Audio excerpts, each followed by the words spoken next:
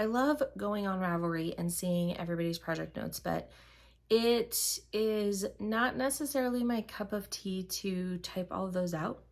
So I thought I would start making some videos about my completed projects, how I got about completing them, how the project went, etc., in hopes that might be of interest to some people who, like me, like to listen rather than read. So my first one that I'm going to do is my Willa Cowl, which was designed by Carol, and it was a test. So the pattern, as of the making of this video, is not quite out yet.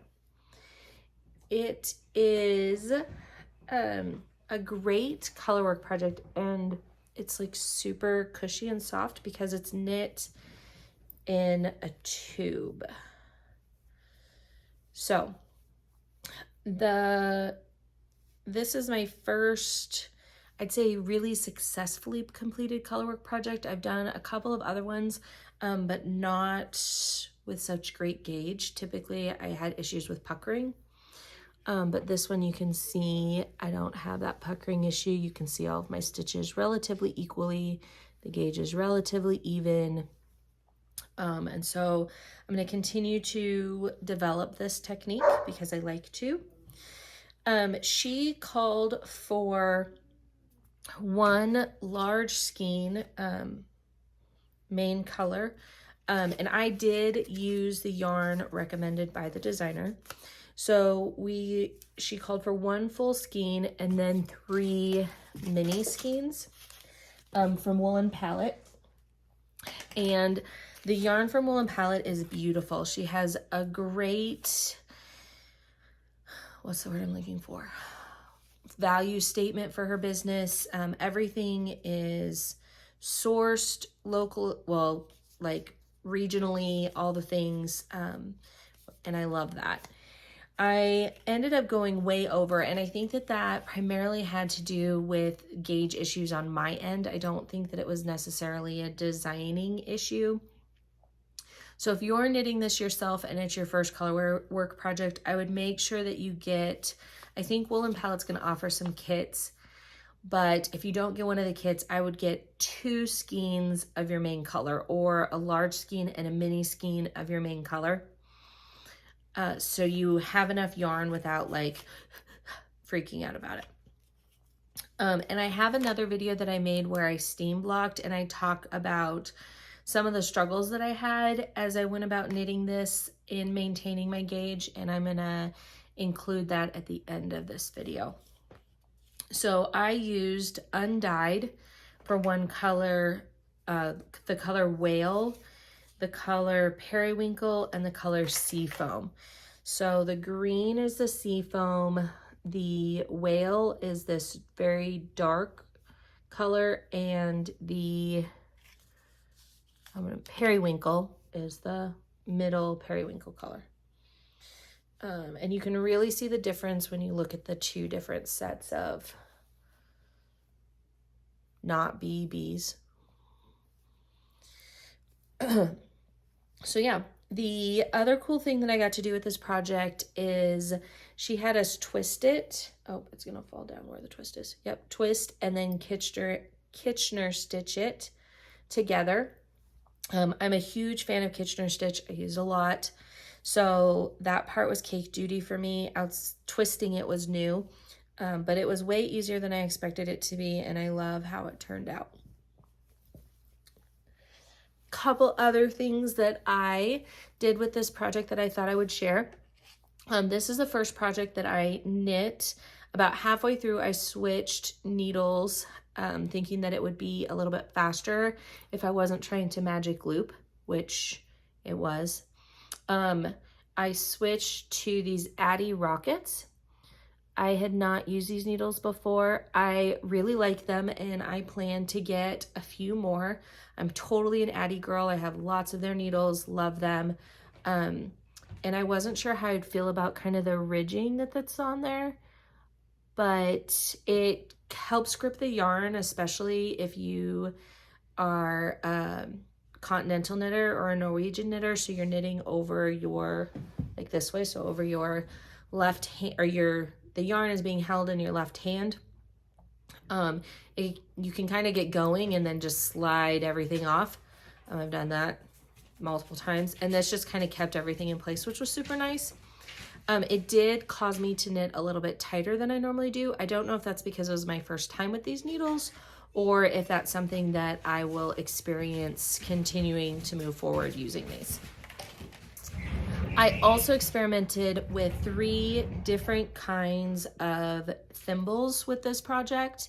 And they're called a multitude of different things. Thimble seems to be the most popular, or yarn guide. And crocheters, I learned, use these to hold their tension when they're doing their crochet projects. So there's lots of different ones out there. I tried these 3. So the first one that I purchased is one from Clover, and it is a plastic piece that clicks up, and you put your yarn through the guides and then you clip it down. I experimented with wearing this one both this way with the long piece over the length of my finger, and this way with the long piece over this side of my finger. And I really didn't prefer it particularly one way or the other, but this one ended up being my favorite. Initially, because it was the first one I had, and it's plastic, which I don't necessarily love, and it pinches on my finger. You can actually see, like, it literally is pinching on my finger. And I was not nice to it and have really cranked on it in hopes to kind of stretch it out some. But in the end, this one is the one that fit me the best. As I proceed into color work and I experiment some more, I've seen some really pretty yarn guides. And so I might reach out to my local jeweler to see if we can't maybe design something that fits on my finger a little bit better. But yeah, so this is the one that I ended up using the most. The other 2 that I tried was this one, which I got from Amazon, I think. And this one just slides directly onto your finger. It has kind of a little expansion section there, and the metal piece slide opens either way, and it has the guides too. Both of these have 4 slots. So you could carry up to 4 colors at a time. This one worked similarly to the blue one, and I did like that if I kind of twisted it down just a little bit, then when I was knitting, because I like to continental or Norwegian knit, kept the needle from hitting my finger a bunch, which was kind of nice. But it did also make my fingers sweat, which felt kind of weird and odd and all of the things. But, and then the third one I tried is the one that, I'm going to forget her name, Selena from, I hope I said that correctly, from Wool and Pine, has showcased on her Instagram feed several times. And that's the Addie yarn thimble. I, of course, because I'm an Addie girl, assumed that this one would be my favorite one once it came in. However, I encountered several challenges with this one, starting with getting the yarn consistently through the hoops was a challenge, because it would fall. Like with this one, I could take my project off my finger and stuff it in my project bag and then pull it back out and then just slide it back up where I needed it to be on the yarn. This one, it would just fall, the yarn would just fall off. I'd have to re-get it on. The other issue that I ran into is this really, in order to get it anywhere on my finger where it even kind of felt like it wasn't just going to slide right back off, I had to put it right, slide right back off. I have to put it pretty far down my finger, which was really uncomfortable. And then because it was so loose, I don't know if you can see how loose that was. As I would knit, it would just slide around my finger. So it was really, really, really hard to hold my tension. And there doesn't seem to be a way for me to tighten this up. It is spring loaded, so like people could maybe loose, like get it to go looser, but tightening it doesn't seem to be an option. And even then your loops are like way opposite each other if I try to squeeze it tighter. So I don't know if this is one, I probably will just cut my losses with the Addy thimble and go from there, unless somebody comments on here and tells me that I'm missing something, which if I am, please do, because I would love to know. So, but overall, there you have it. There's my Willa Cowl. And like I said, I'm gonna do a little transition and include my blocking video where I talk about gauge with this cowl at the end of this video. Thanks for watching. If you like it, be sure to thumbs me up or heart me if you're seeing this on Instagram.